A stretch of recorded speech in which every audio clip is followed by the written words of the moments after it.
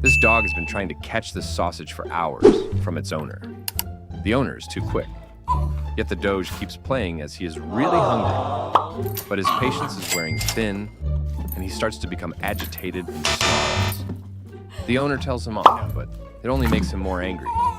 He keeps trying his best, but that's the final straw, and he crashes out on his big brother. Huh? But it's okay. They all got a sausage in the end.